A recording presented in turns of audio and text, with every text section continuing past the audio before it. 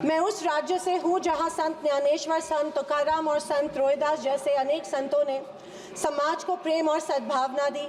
दूसरी तरफ शिवाजी महाराज, संभाजी महाराज और शाहू महाराज जैसे शूरवीरों ने अपनी दूरदृष्टि से सामाजिक एकता और न्याय संगत समाज प्रणाली की स्थापना की। मैं उस महाराष्ट्र की पुत्री हूँ जहाँ महिलाओं के अधिकार सुनिश्चित करने हेतु अनेक आंदोलन द्वारा महात्मा ज्योतिबा फुले, क्रांति ज्योति सावित्रीबाई फुले जैसे समाज सुधारकों ने समाज को एक नई दिशा दी। मैं उस महाराष्ट्र की बेटी हूँ जहाँ के महान सुपुत्र डॉक्टर बाबा साहेब अम्बेडकर जी ने इस देश को संविधान के रूप में एक सशक्त और न्याय संगत लोकतांत्रिक मूलाधार प्रदान किया।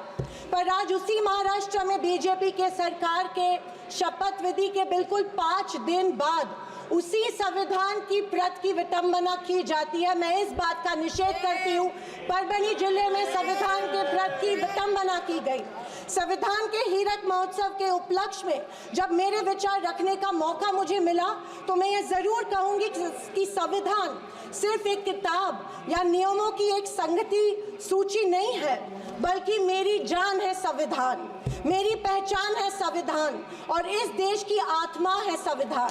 दूसरी तरफ आज़ादी के 50 साल बाद तक अपने तिरंगे को और संविधान को न मानने वाले सत्ता पक्ष के लोग इस देश की उसी आत्मा को कमजोर और खोखला करने की साजिश कर रहे हैं। इसी शुरुआत उसी दिन हो गई जिस दिन धर्मनिरपेक्षता, सेक्युलरिज्म जो संविधान का एक मूलभूत आधार स्तंभ है, उसी को लेके एक गाली या एक कलंक में रूपांतरित करने का प्रयत्न सत्ताधारियों द्वारा होने लगा है।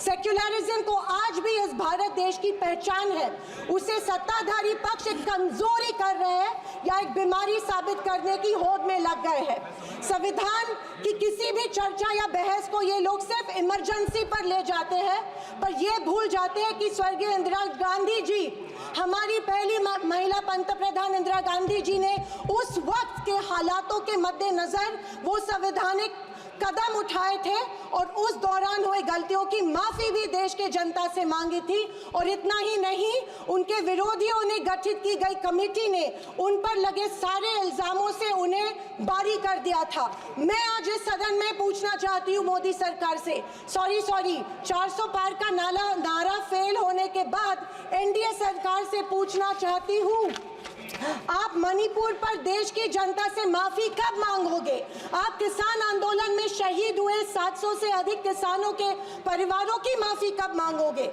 नोटबंदी के चलते हजारों लोगों के परिवार और छोटे कारोबार बंद हुए, उसके लिए माफी कब मांगोगे? हाथरस के लिए, उन्नाव के लिए आप माफी कब मांगोगे?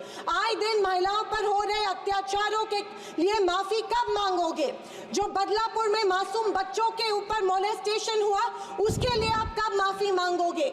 जेल में बैठकर अपराधी मर्डर प्लॉट्स गुजरात में सरकार उनको संरक्षण दे रही है, उसके लिए आप कब माफी मांगोगे?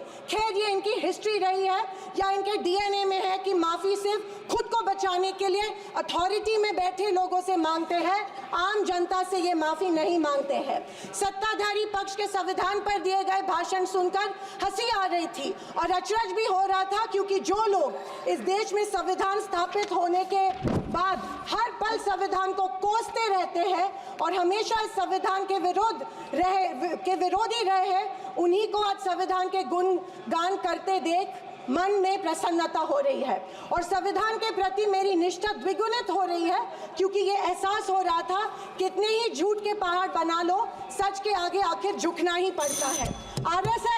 आरएसएस ने तिरंगा को माना नहीं था। उन्होंने कहा था कि 3 अंक अशुभ होता है, तो क्या ब्रह्मा विष्णु महेश अशुभ है? जो हम 3 रेखाएं माथे पे लिखते हैं वो अशुभ है? क्या त्रिशूल अशुभ है? ये मैं इन्हें पूछना चाहती हूँ।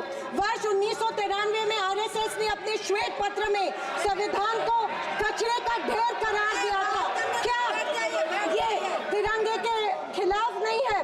तत्कालीन आरएसएस प्रमुख ने उस टाइम संविधान को बदलने की मांग की थी। धन्यवाद। आरएसएस महिलाओं को हमेशा पुरुषों से कमजोर समझती है। आरएसएस हमेशा महिलाओं को पुरुषों से कमजोर समझती है। ये अफसोस होता है कि प्रधानमंत्री जी उनके ट्विटर हैंडल फॉलो करते हैं जो महिलाओं को गंदी गालियां देते हैं। इस बात का अफसोस होता है कि प्रधानमंत्री, हमारे देश के माननीय सदस्य, प्रधानमंत्री please ये conclude. करते हैं। Please conclude. जनवरी 26, 2001 में इन्होंने तिरंगा माना और इतने सालों बाद तिरंगे को नागपुर में होस्ट किया। अध्यक्ष महोदय, मैं 2024 के लोकसभा इलेक्शन के बाद इन्हें एहसास हुआ कि संविधान को ज्यादा छेड़ेंगे तो सत्ता हाथ से निकल सकती है, इसीलिए अचानक संविधान के प्रति इनको प्यार उमड़ने लगा। अध्यक्ष महोदय, विशेष रूप से राजनाथ सिंह जी ने, मैं उनका सम्मान करती हूँ, बयान में जाने अनजाने आजादी के बाद से लेकर 2014 तक सारी कांग्रेस सरकारों को ऐसे सर्टिफिकेट दे दिया जिसे कोई झुठला नहीं सकता। उनके मुताबिक संविधान की बदौलत एक गरीब का बच्चा प्रधानमंत्री बना, लेकिन उसकी नींव सर 2 मिनट सर प्लीज, मैं आखिर में यही कहना चाहती हूँ। मैं भारत का, मैं कुछ पंक्तियाँ कहना चाहती हूँ। मैं भारत का संविधान हूँ, लाल किले से। अध्यक्ष महोदय, हिंदी की एक प्रसिद्ध कविता की कुछ पंक्तियों से। एक सेकंड, मैं भारत का संविधान हूँ, लाल किले से बोल रहा हूँ। मैंने तो समता सौंपी थी, तुमने फर्क व्यवस्था कर दी। मैंने न्याय व्यवस्था दी थी, तुमने नर्क व्यवस्था कर दी। हर मंजिल ठहरी कर डाली, गंगा भी मैली कर डाली। न्याय व्यवस्था भी रोती है, गुंडों के घर में सोती है। गांधी को गाली मिलती है, डाकू को ताली मिलती है।